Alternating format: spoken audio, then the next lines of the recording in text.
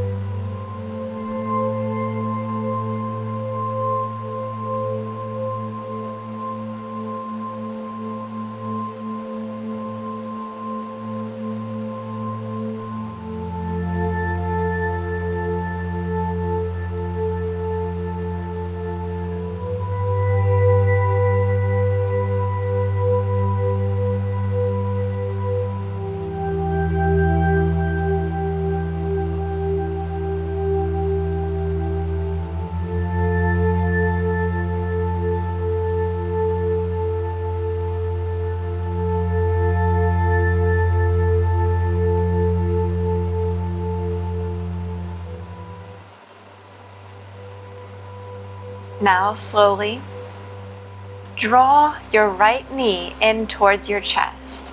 So interlace your hands over your shin. Don't press directly into your knee. Come down into your shin. Feel where your pelvis is resting on the mat, not arching or tilting one way or the other, but flat on the mat. And then, carefully maintaining this position in your pelvis, extend the left foot. If at any point you feel that your back is arching, trying to let that leg come down more easily, that's a big one that can happen here. Go ahead and come back to the starting position and move back into it to realign. If you let your pelvis tilt and arch, you're not going to release the psoas.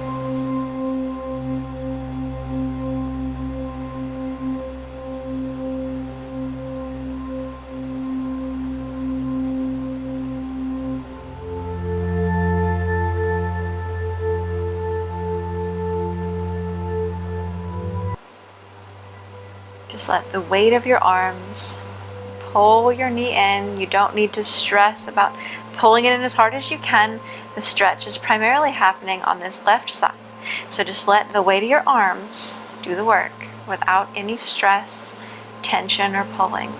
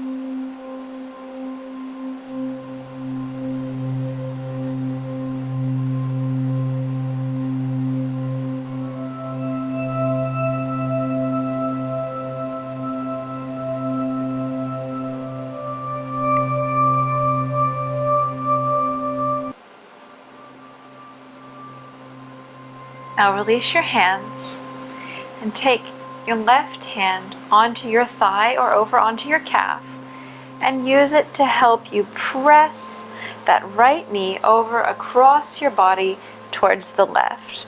This right hand can do whatever, resting on you, down to the side, whatever works for you and allows you to be comfortable. Try to get this knee to the floor if that's not working out for you. If that's causing tension and stress because you can't reach all the way down, that is fine.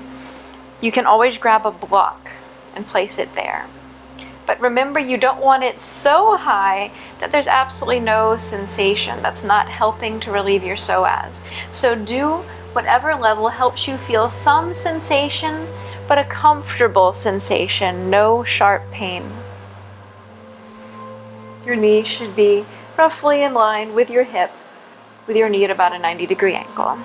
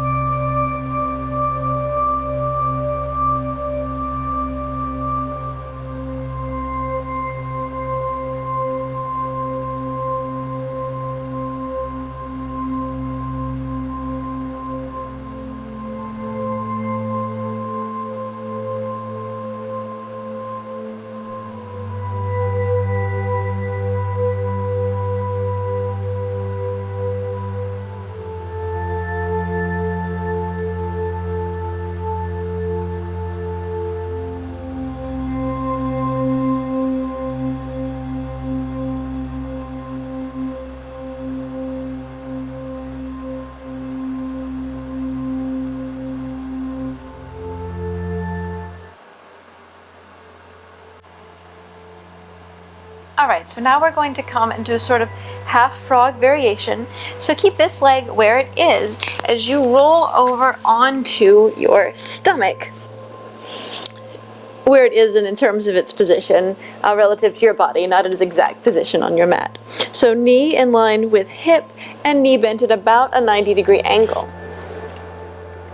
And from here, we're going to press up into Sphinx arms. So elbows and shoulders are stacked, palms in line with the elbows, fingers facing forward, chest lifting forward and up.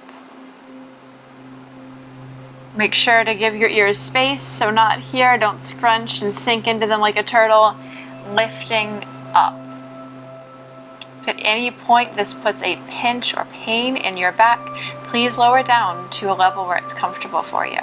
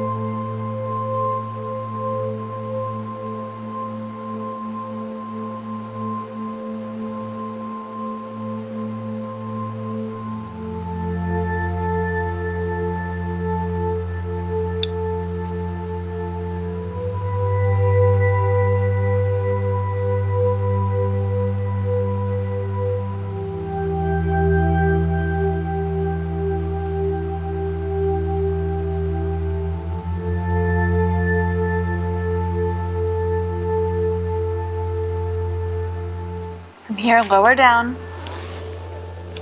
Bring that leg in. And just relax your head down for a moment. Releasing any tension that pose may have brought into your hips.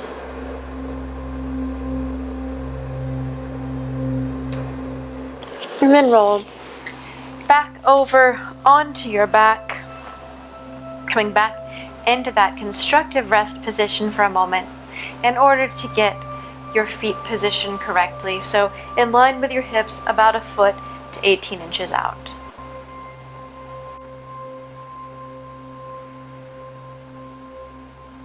So now we're going to go through that sequence on the second side.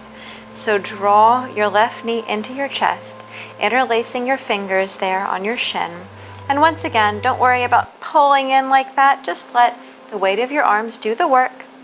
Focus on the position of your pelvis and maintain that position as you extend your right leg out.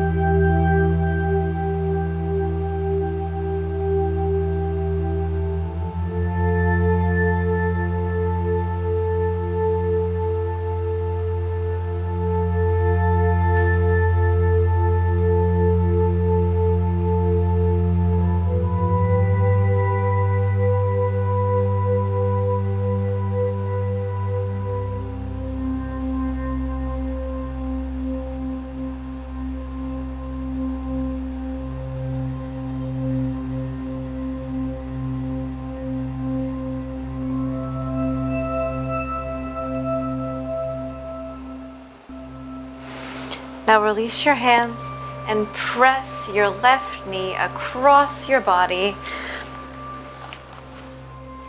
trying to reach it towards the mat while reaching this shoulder on the left side towards the floor.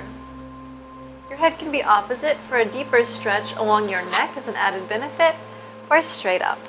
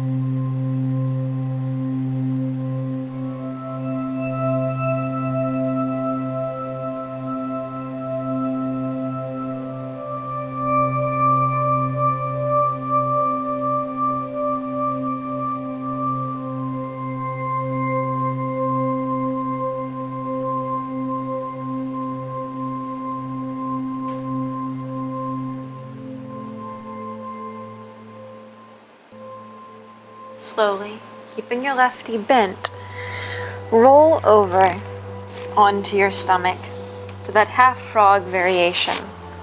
So once again, knee is in line with the hip, knee bent at about a 90-degree angle, and then press up into that Sphinx. So once again, elbows stacked underneath shoulders, fingers shining forward to the front of the mat as your chest lifts and comes forward.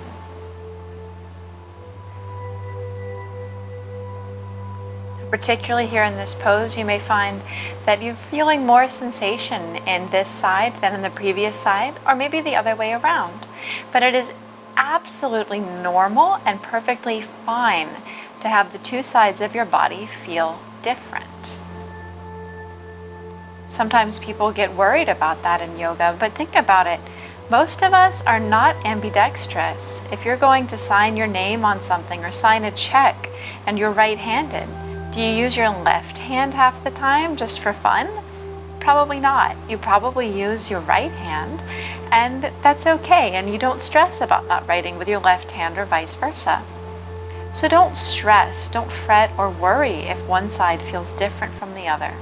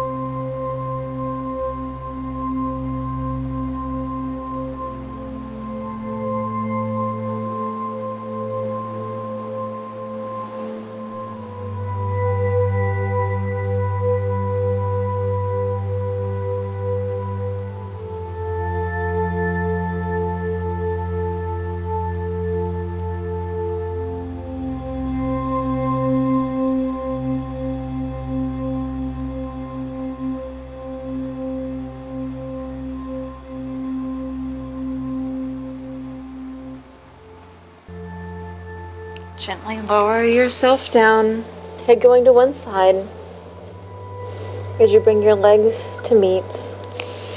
Then press yourself back into child's pose. Just resting here for a few moments.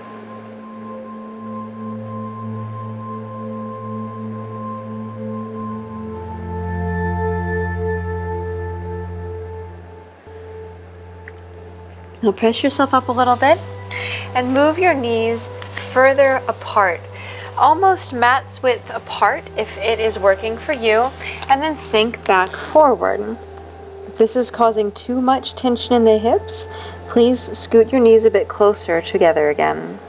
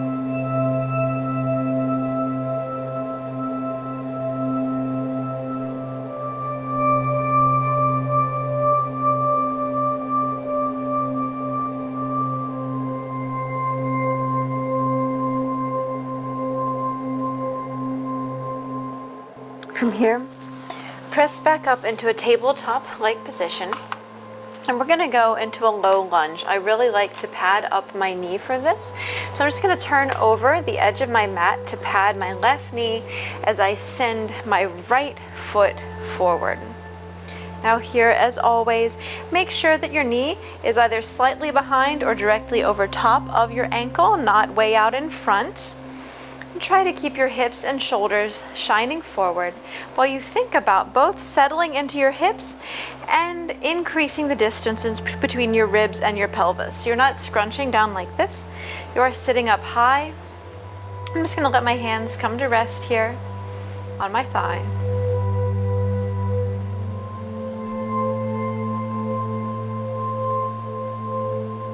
You can tuck your toes if you need to, if that helps you feel a little bit more stable. Or you can have them flat like I do.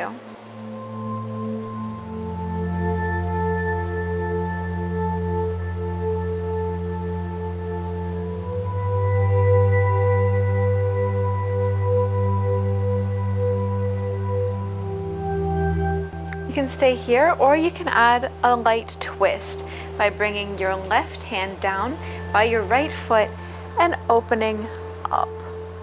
This can increase the stretch in your hips.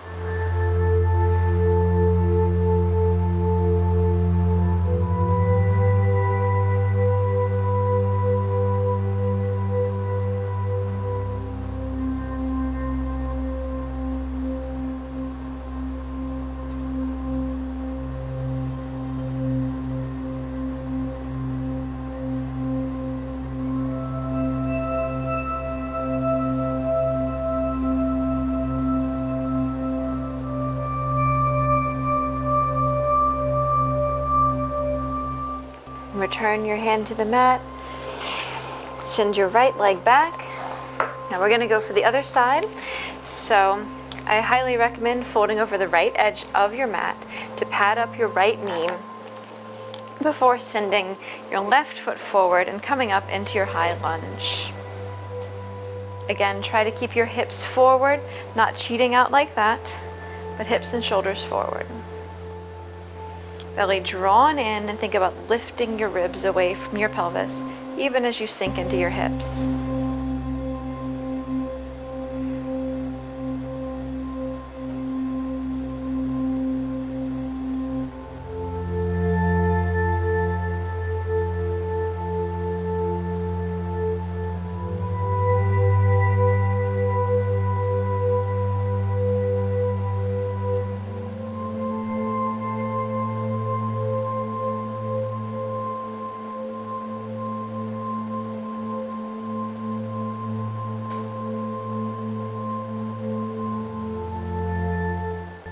You can stay here if this is enough for you, or you can increase the stretch by bringing your right hand down next to the inside of your left foot and opening up. Really think about drawing this shoulder back instead of scrunching forward like that. Keeping nice and long through the torso, still drawing the belly in and lengthening.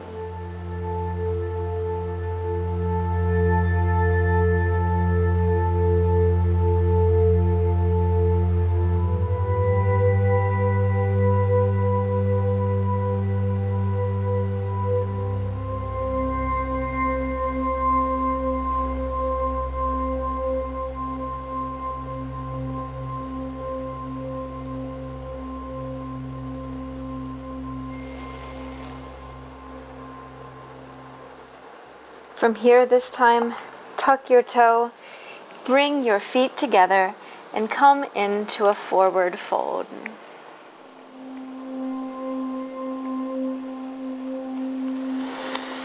Bending at the knees if you need to. This is putting stress on your hamstrings. You can grab opposite elbows. You can move side to side a little. Just make sure to let your head hang free.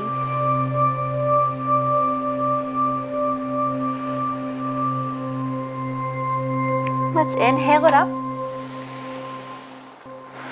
Exhale, hands to heart center.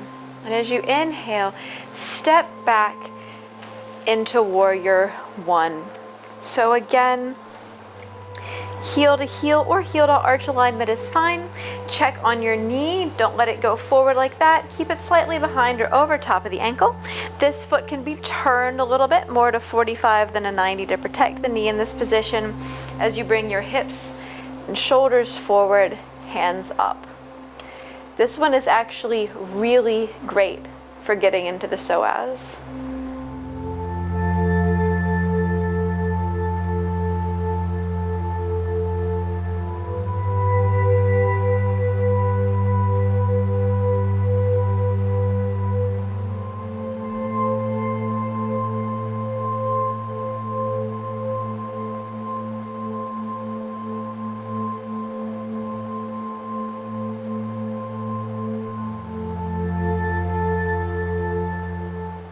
I know it can be hard to hold though, so let's relax the arms down into warrior two. And drop the arms for a moment and just orient your hips the other way. So now it's your left foot at the 45, your right foot pointing forward as you inhale your arms up to warrior one.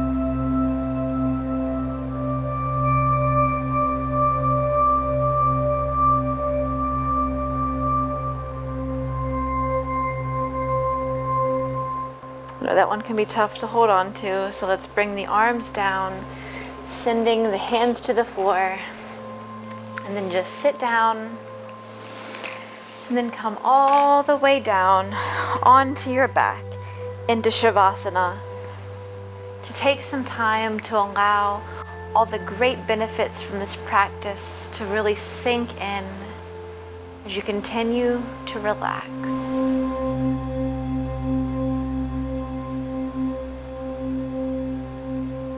Relax completely, starting with your left foot, moving up your calf, into your thigh, and into your hips. Breathing into any places of tension, releasing this tension. Before moving up your right leg, breathing into every nook and cranny as you release all tension.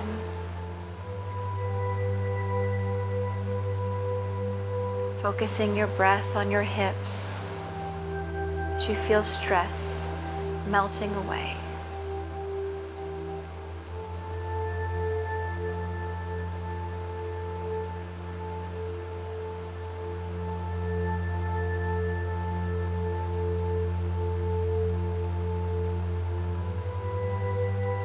Release any tension in your neck, shoulders, face, in your arms and hands.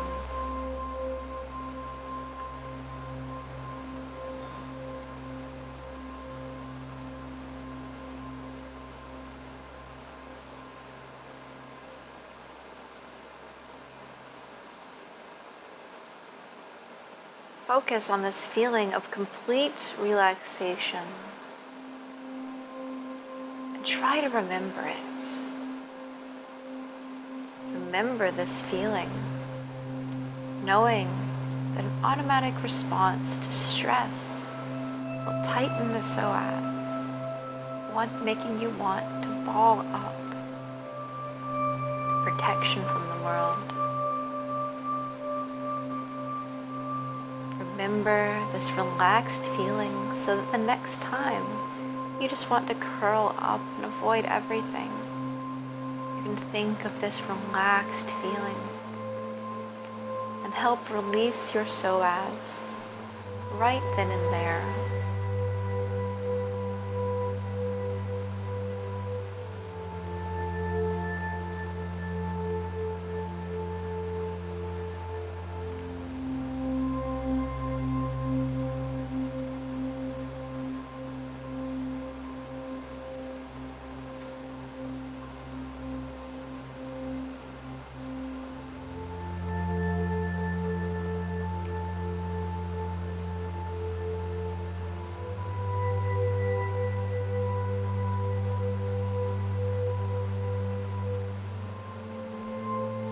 Feel free to stay in this position longer if you'd like. Or you can come with me by gently, carefully rolling over onto one side, resting here for a moment to allow movement to return to the body slowly. And then pressing up to a seated position.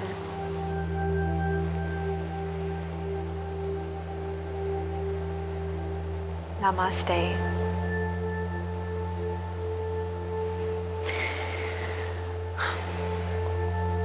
I'm so thankful that you decided to practice with me today, and I really hope that you enjoyed the slower paced Yin style practice to help relieve the psoas and the hips. Like I said, this class is by viewer request, so if you have any requests, any classes that you would like to see, please do leave a comment below. I love to see what you want to do next. If you have a moment to like, that really makes my day. I love when I see likes on videos. I also urge you to go ahead and subscribe. I post free yoga videos most weeks, so it's a really great way to get a nice, easy, relaxing yoga practice into your schedule without ever having to leave home, when you just get that reminder that there's a new video to be viewed on Tuesday. So thanks again for watching. I really hope that you enjoyed, and I look forward to seeing you again next time.